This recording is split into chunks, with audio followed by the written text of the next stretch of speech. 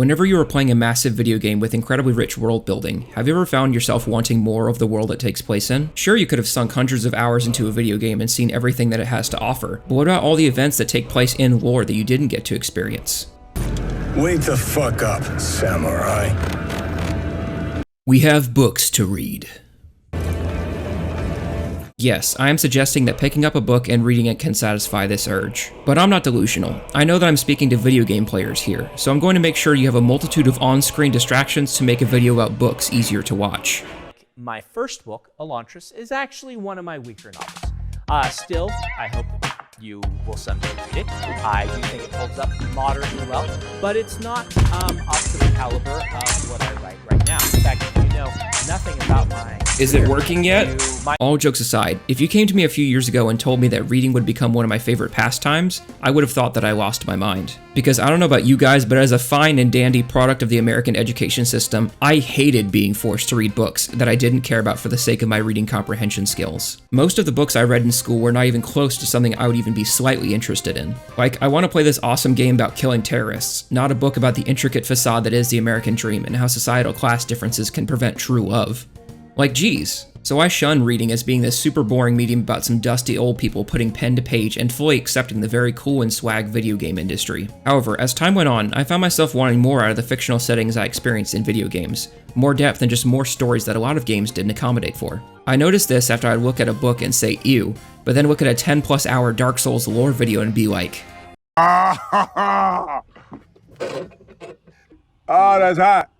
That's hot. I would also see people reading things that I've never heard with worlds that are so deep, and I wanted to learn more. And they get to escape the flood of screens that we all look at every day. But I was able to find some methods that helped ease me back into reading and fully enjoy the medium's strengths. And in this video, I'll list the methods that helped me in the hopes that if you are like me and would like to get into reading but find it too hard to pay attention or get invested in when compared to something like video games, I can offer a helping hand. My first recommendation may seem like a fairly obvious one, but it makes a big difference on the enjoyment you can get out of a book. And that is, choose a book that sounds interesting to you. If there's a video game series that you really love that is based off a book, that is a really good start. If there's a TV show that you want a more detailed version of, you can read the book it was based off of. If you don't have either of those, think if there's a genre of video game that you really love that has a book correlation genre, like sci-fi or fantasy. Then, check out the top-rated books in the genre and see if any of them are interesting to you. And don't worry, you should judge a book by its cover and see what sticks out to you. But Dylan, I don't judge a book by its cover. Don't lie to me. I see what you like on social media.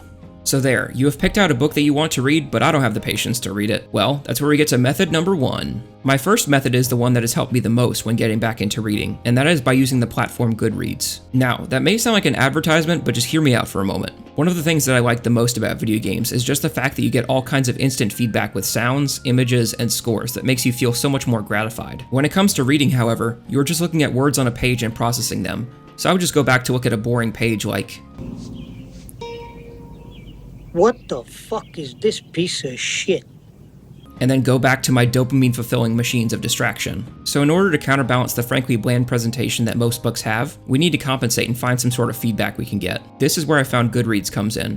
One of the features that the site has is that you can mark down what you have read in the past, what you want to read in the future, and what you are reading currently. And in Goodreads, you can enter what page you are on in the book that you're currently reading, and it gives you a nice percentage bar on how far you are through the book. This was a game changer for me when I was reading physical books, and gave me some sort of instant feedback for all the mental effort that I put in for reading. Even more than that feature though, by cataloging and ranking books that you have read, the site can generate you recommendations on what to read next. I'm a person that loves ranking and rating things against one another, so having all these rankings and stats satisfies my little goblin brain to keep going. But maybe you are someone who needs more than just cataloging what you have read and getting a status bar on what you're reading. After all, a lot of online readers give you progress bars as you are reading them. Another strength that services such as Goodreads has is that it's a social media platform, so that you can connect with your bookworm friends and share your progress with one another. That way, you can get encouragement to get past a rough patch in a book that is really boring you, because you'll have friends that can encourage you to keep going.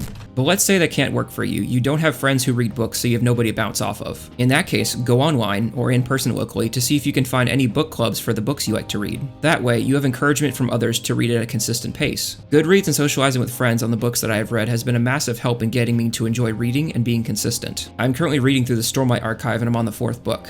And with these bricks of books, one of the best parts is watching reviews and talking to friends about my thoughts on the books. After all of this though, what if you are someone who doesn't have enough time to sit down and read and would rather use your free time for something like games instead? Here's a second method that you can use to get back into reading again. If you don't have enough time to sit down and read, or you're too bored with just staring at words for extended periods of time, audiobooks can be a big help for you. Coming from video games with all the amazing characters voice acting, it can be awkward just to have you do all the work narrating in your head with all the dialogue. Thankfully, in the modern day, there are a number of platforms where you can buy books that have been narrated by incredible voices. Some people do audiobooks they never even knew did them, like Roger Clark, voice of Arthur Morgan from Red Dead Redemption 2. Audiobooks allow you to experience books while doing other tasks like driving, cooking, or if you are crazy enough, while working out. I used audiobooks to dip my toes back into books without having to dedicate time to reading them, and it was super helpful. Well, those are the methods that I used in order to get myself back into reading, which I hope can prove useful to some of you out there that want to expand your interests. But I would like to spend the rest of this video recommending some books that I really love that can give you a good place to start. First up, we have a fantasy series that is, in my opinion, easy to dive into, and that is the Witcher novels. The Witcher books start off as a collection of short stories that then transition to an overarching plot. These books are some of my favorites, and if you have played any of the Witcher video games and love them and want some more, I highly recommend it. Also, it has... and the characters Ciri, Yennefer, and Geralt are also in it, so like, come on. Next up we have, let's see, a little book series called... While this trilogy is super dense and can have some difficult language for modern day readers, these are some of my favorite books of all time. If you would like a nice place to start, one of the narrators for the Lord of the Rings audiobooks is Andy Serkis, actor of Gollum in the Lord of the Rings movies, and he does an amazing job.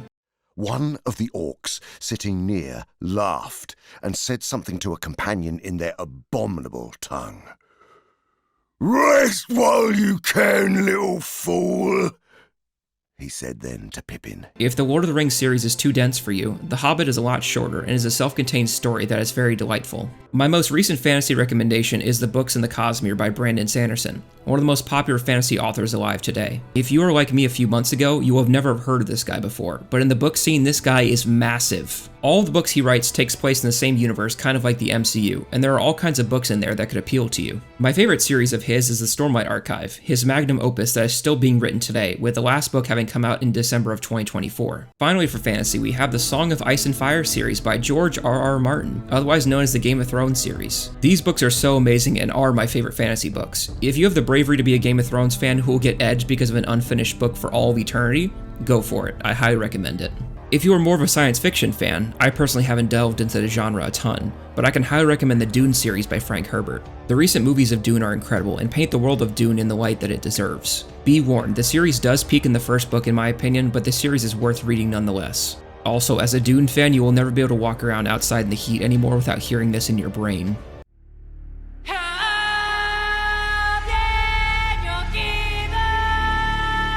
And finally, if you are a fan of romantasy books, or smut books, go touch some grass. Alrighty guys, well that will wrap up this video. It has been fun to write a guide to something which I have never done before. However, I hope it was entertaining nonetheless, and it would give me great joy if any of this advice helped you get into reading. Reading is something that I definitely had to wrestle with as far as getting into it to be something I enjoy. But at the end of the day, as long as you're reading what you want in a way that engages you, then it is worth your time. Alright guys, that'll be it from me, and I'll see you next time. Let's kick off this new year with a bang. Peace.